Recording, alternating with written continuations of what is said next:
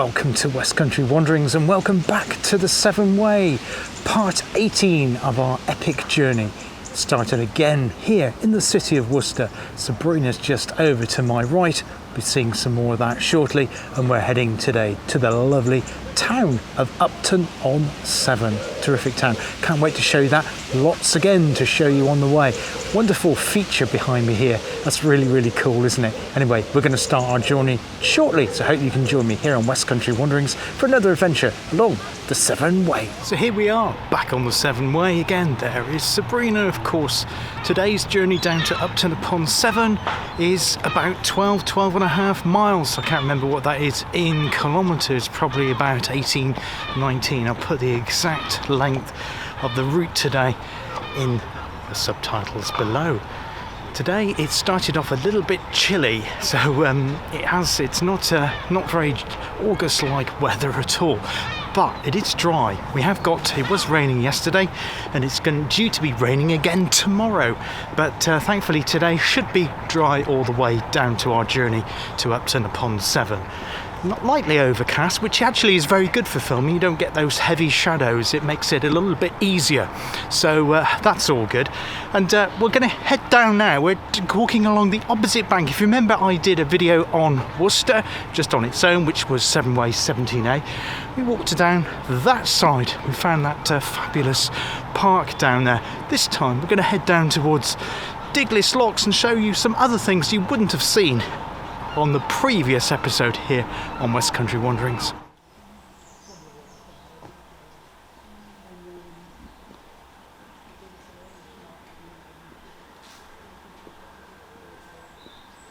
In terms of the logistics today, it's actually been a little bit tricky because the bus service between Upton and Worcester is rather poor. The last bus is at 2:30 or thereabouts from Upton back to Worcester. So unfortunately today I've had to resort to using my car. So I've driven to Upton-upon-Severn from where I live in Gloucestershire, and I caught the bus. And I'll put the details of that bus in the description below. And that then took me back here to Worcester, where I finished last time. And of course we're now going to walk down to Upton, which is where my car is. But yeah, a little bit tricky. So if you're doing this section, check the buses. I also got caught out because I used the Travel Line app, which I have recommended before. It's normally very good.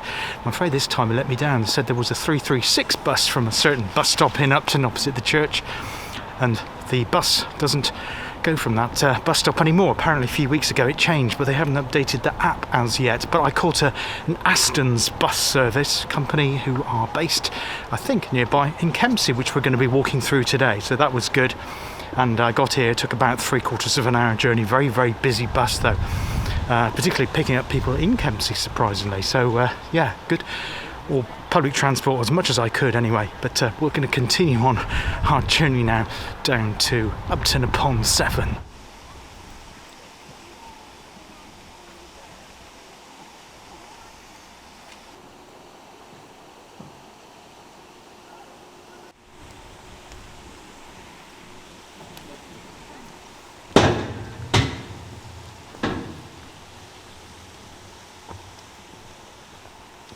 So here we are at Diglis bottom lot. You've probably seen this before. This is where I did my Chocolate and Canals video, and we walked from Blackpool, northern part of Worcester. I'm not going to talk about canals today, but this is the Worcester-Birmingham Canal. This is where it meets the River Severn. Got a delightful sign here too, and it says the number of locks and the mileage to both Tewkesbury and Gloucester, which we'll be coming to later on the Severn Way. One lock between here and Tewkesbury.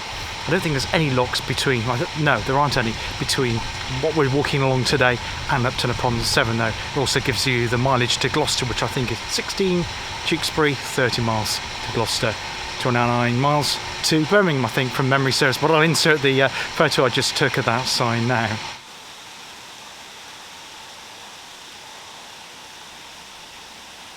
Now, because the children are off, of course, the footpath, this section of it through the city, is quite busy with parents walking their children, which is good for the exercise and fresh air, not knocking that, but it is a little bit, I prefer things when they're a little bit quieter, which we will get to after we leave the boundary of the city here in Worcester, but still very pleasant day. We've got a wildflower meadow, can't say that, wildflower meadow, just to my left, your right of the screen popping up now, but delightful space here. And also just coming up we have a former wharf, which I think was a oil terminal. It certainly was a dock, an important dock of navigation on the River Severn, as things made their way up from the Bristol Channel to what was then a port here. But now this river doesn't see any commercial craft or freight or anything like that at all. It's purely for leisure industry. I've just seen a boat go past as well, giving people a boat trip up and down this great river.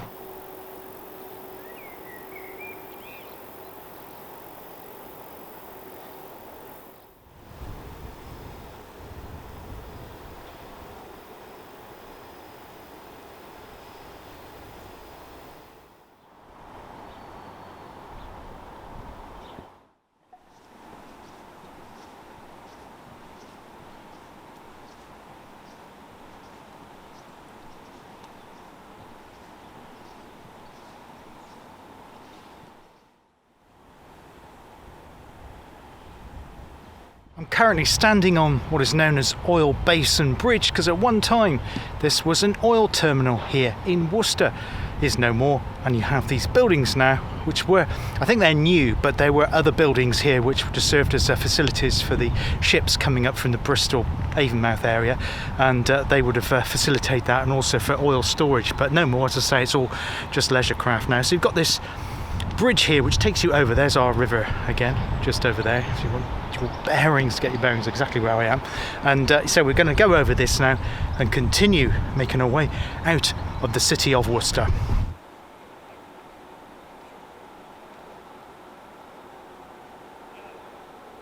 Now, I'd forgotten about this lock, of course. This is Diglis lock, and it's just obviously down from Diglis lock on the canal. So it's where we had the weir, where I showed you that fish pass last time, so the migrating fish going further up the River Severn could get through, but this is the other side of it. So we've got Diglis Island over there as well, and the fish pass is just over that, and we have that new bridge in front of us. But last time I couldn't film this time when I did the Worcester one because it was chucking it down with rain, but able to show it to you now.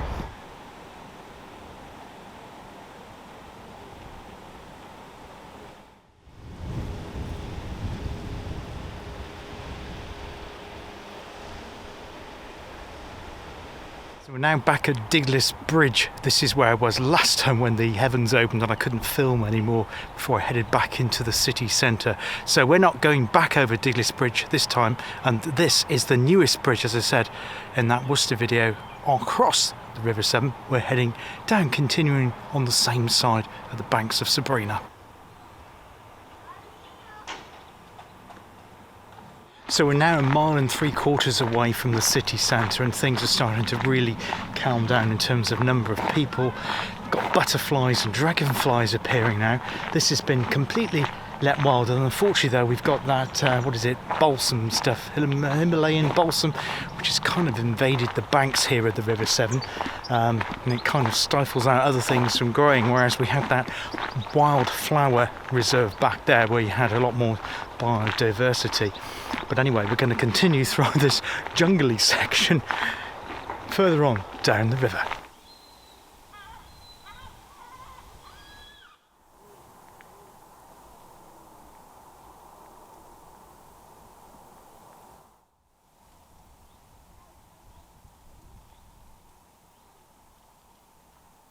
Now, just as enjoying this lovely smooth path, which is great for cyclists, people with pushing pushchairs and people in wheelchairs, I'm afraid we have to go down this way. Well, there it is, down there, down the steps. That is where the Severn Way. So if you're coming along out of Worcester, gone past this lock after about 15 minutes walk, turn right down the steps.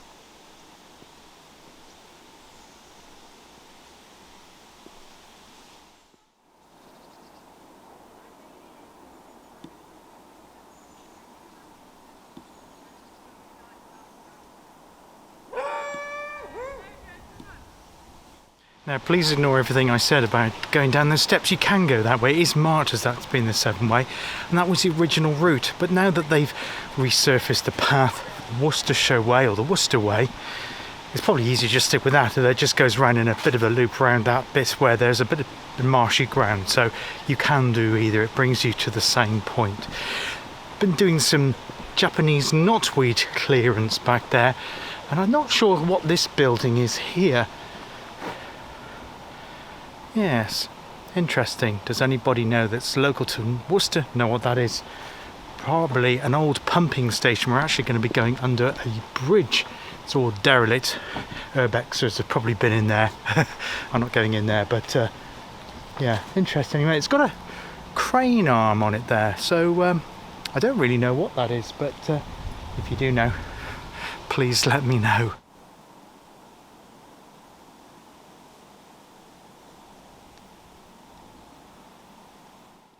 Now at this point here, the River Team joins the River Severn. We've come across the River Team before a couple of times. Once I did that Lost Canal one on the Shropshire, Worcestershire, Herefordshire border, and also when I did my monthly vlog in the village of Tenbury Wells, which sits on the River Team. Most of all, delightful valley, and that's something I'm going to be exploring at a later date, the Team Valley, because it's a very interesting and not often covered place. However, this site here is also important for another reason. It played a crucial role in the Battle of Worcester on the 3rd of September 1651. On the side of the banks of the River Severn that I currently stand, Oliver Cromwell's armies were massing. On the opposite bank there, the Royalist armies were marching. And between the two, you had a flotilla of boats to create a bridge between the two. And they allowed Oliver Cromwell's armies to go across and attack the Royalist forces on the west bank of the River Severn.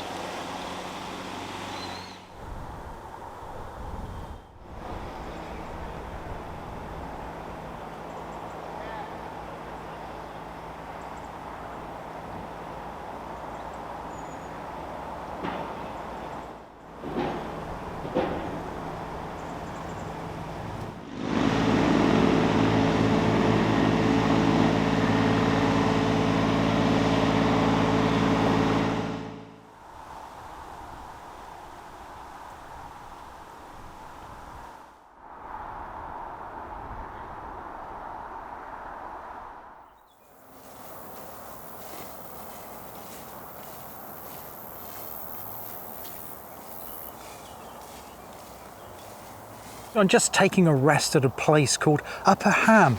It's the most delightful pasture land here. We've just come through a caravan park, and at the other side of Upton there'll be another caravan park, but then I'll stop at the village of Kempsey, which is one of the oldest villages in Worcestershire. Has much of interest there, including an Iron Age fort. I'll have a look at the church and I'll stop there for a late lunch. It's about 1:45 now. I've just taken a little bit of food and water on board, and I'll have a longer break at Kempsey, when we'll then go on through, I think, yet another caravan park and head through to Upton.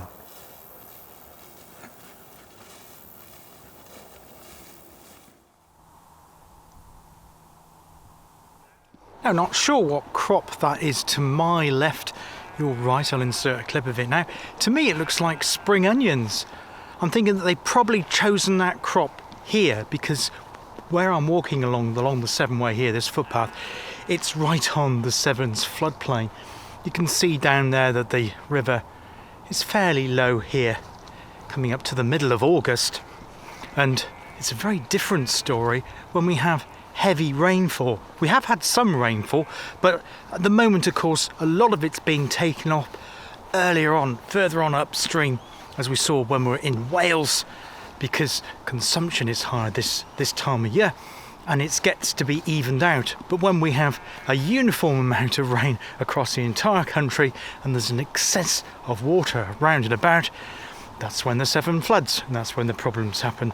And as happened in Worcester, Upton, Tewkesbury and Gloucester many times. So yes, walking along the Severn Way, you do have to pick your time, not only for the weather, to make sure the weather's good if you want to enjoy the walk, but also to make sure you're able to walk along the footpath physically, because you don't want the Severn bursting banks, which of course it does do quite in most years now, in fact, particularly around January, February and going into March. So yeah, you have to be careful of that. So I am hoping to press on with the Severn Way to conclude it this year, but I'm not rushing it though, because I do want to take my time to bring the best content that I possibly can here on West Country Wanderings.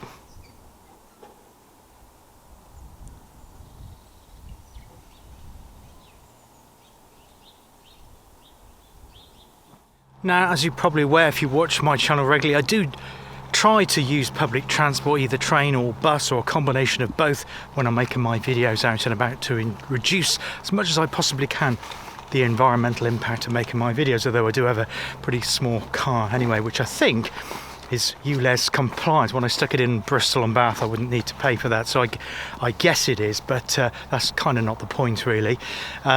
So yeah, I'm trying to stick to that. But however, it does have one advantage, particularly today, because I don't need to rush at the other end, completing the walk, to catch a bus or train back home again. So I can take my time. So I think today it probably gets dark about, 8:30, 8:45, although I'll be back hopefully well before then. I don't need to rush this walk. I can just savour it, enjoying it, walking along the banks of Sabrina here in Worcestershire. Now, on the opposite bank, on the western bank of the River Severn here, there is a large church with a tower and a spire by the looks of it, and to the right of it, just slightly hidden by a pylon, is an enormous mansion.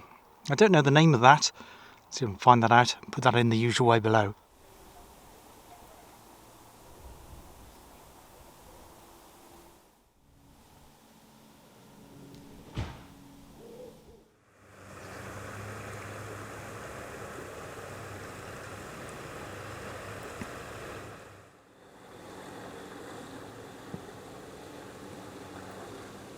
Well, I've now got to Kempsey, beautiful spot here by the River Severn, and the sun's come out as well. I had originally intended to do a bit of piece to camera up by the church, but yes, you guessed it, they're cutting the grass. There's lots of noise up there. I will include a little bit of footage though, overlay with this, because the noise is going to be just too loud on the soundtrack for showing you that. I'll see if the church is open. If it is, I'll take a couple of photographs inside the church as well. Now, Kempsey is on a ridge above the River Severn, so when it floods it is protected to some extent, although I don't know if it has had trouble with flooding previously or not here. There was also an Iron Age fortification just below the base of where the current churchyard is as well, though it has been extended. That's the churchyard that's been extended as well. The very pleasant picnic area here. When I was coming up to Kempsey, there was a former pub, and it's now a house, a private house, although they have got the original sign. I think it's Severn Trow, so I can't remember what it said now, but I'll overlay that now as well so you can see what that looked like. And next to that was a place called Chandler's Cottage, so presumably they were really catering for the people, the needs of the travellers going up and down the River Severn, which of course we said before was the M5 of its day, of course. And that Chandler's Cottage and the Severn Trow pub there were catering the needs both for the materials on the boats and also refreshments and nutrition for the people working on them.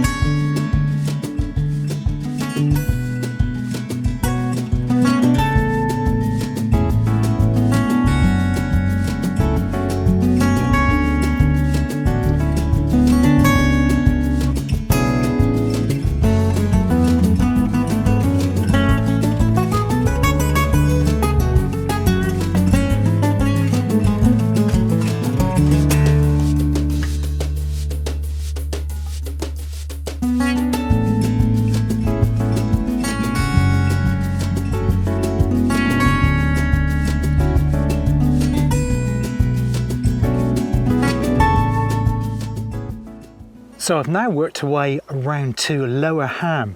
Probably the finest view I've seen, certainly on the Severn Way so far today, but one of the very finest, and for the whole of the route, just gorgeous, particularly with that Tudor building. I don't know what building that is, or house, just on the side there, with the backdrop of the Malvern Hills. That's absolutely tremendous. It was at this side here, there used to be a ferry, Lower Ham Ferry, where it just goes around the bend, so just a little bit further round, and it linked it up to the western side of the River Severn. It's also famous for another reason, and that's to do with a battle. Yes, the Battle of Evesham, and one Simon de Montfort. So who was Simon de Montfort? Well, he was the 6th Earl of Leicester and the 1st Earl of Chester. That's a mouthful. I had to do that a couple of times and try and remember it. Yeah, the problems of filming sometimes. That's a real mouthful, but that's basically who he was. What did he do though? Well, he lived from about 1208 to 1265. He was an Anglo-Norman nobleman, and he led the Barons' Rebellion against Henry III during the Second Barons' War, and that took place between 1263 to 1264. And subsequently, he became de facto ruler of England during that time. During his rule, de Montfort called the first directly elected parliament in medieval Europe and is regarded as one of the progenitors of modern parliamentary democracy. That's amazing accolade, isn't it? So yeah, all down to one Simon de Montfort. But later he was defeated at the Battle of Evesham, only just a few miles from here. Not on the River Severn, of course, but on the River Avon. And I had a look around that town not that long ago. I'll drop a link into that video if you're interested to see what Evesham looks like in the description of today's. After a rule of just over a year, de Montfort was killed by forces loyal to the king.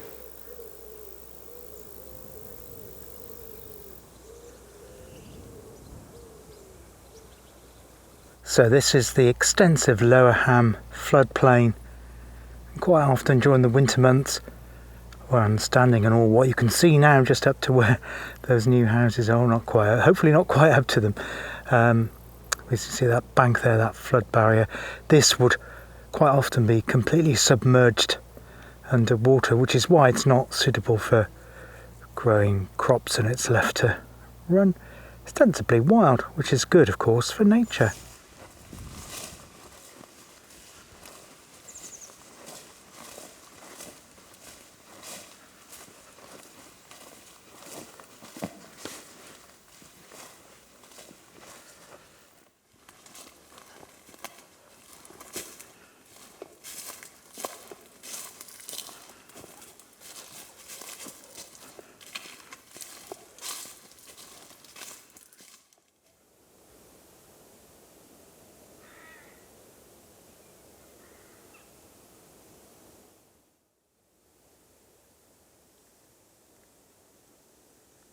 I'm currently at Clifton. The hamlet of Clifton is just over there on the edge of a field.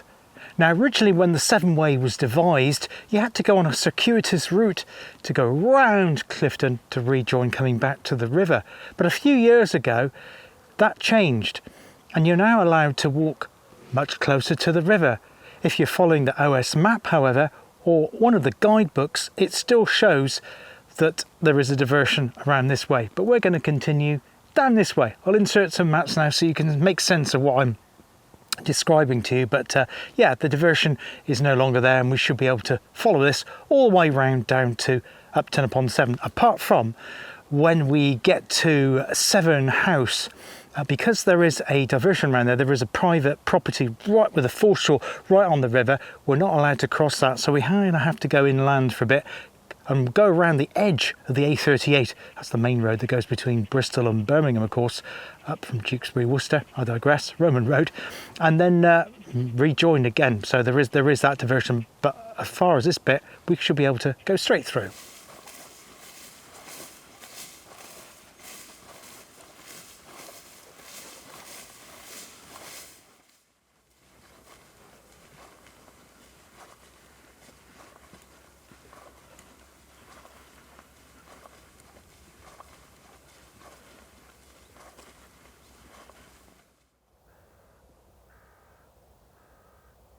This is a lovely section of the Severn Way with Sabrina to my right, and to the Malvern Hills directly in front. We're now coming up to the parish of Severn, Stoke. Now the cliff in front of me I think is called Clifton Wood, presumably Clifton Cliff as well. And that's on the opposite bank on the western side of the River Severn. And it's also near a hamlet called Rhyd, R-H-Y-D-D. And that's not the River Severn there, that is one of several lakes here in the parish of Clifton. So originally the Severn Way would have gone the other side of those lakes, on the inland side if you like.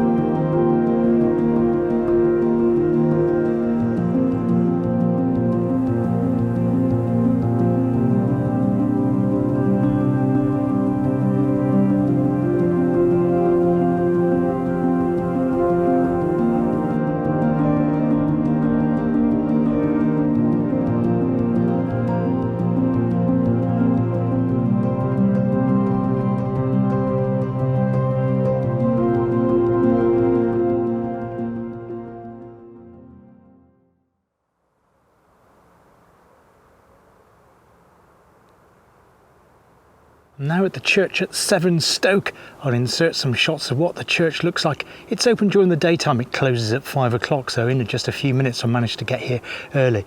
Beautiful spot here. I'm now on the diversion route, so I've had to come inland away from the River Severn. I'm going to head back out to it again shortly. That's not my choice just to visit the church, it's because you can't cross the land that's in front of me because that's private and there's no right of access across that, so you have to kind of do a diagonal in and out. I'll insert a map now so you can see exactly what I mean. Beautiful stained glass in the church here. It's a very wide open church and very spacious as well. They've also got some fantastic stained glass and it's a terrific place, so chill out here. They've also got a pub, name escapes me, it's a Tudor building, and they've got an outdoor seating area like a village green sort of thing. Really nice place. So I'm going to have a drink there before I head on to Upton. Wonderful here. I'm still enjoying the Severn Way. Wonderful walk here on this section between Worcester and Upton-upon-Severn.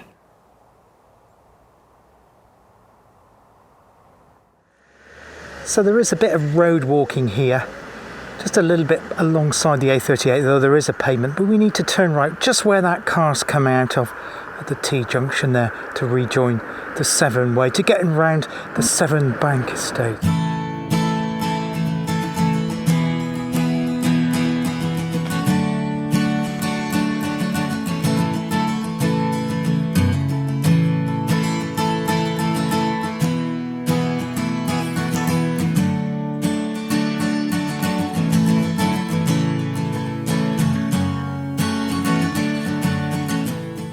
Well, that's our first view of Upton-upon-Severn.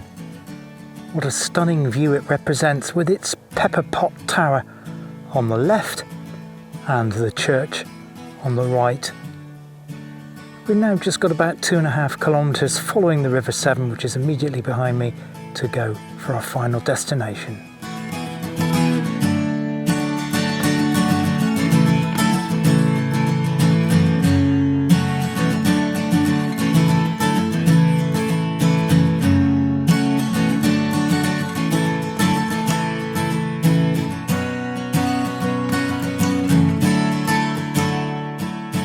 so here we are in Upton-upon-Severn. That's the first road bridge across the Severn since we left Worcester. Worcester Bridge. We had Diglis Bridge as well, didn't we? The footbridge. But yeah, this is the first crossing point here. A lovely pepper pot church tower. There's no longer a church there. The church is actually at the other end of the high street.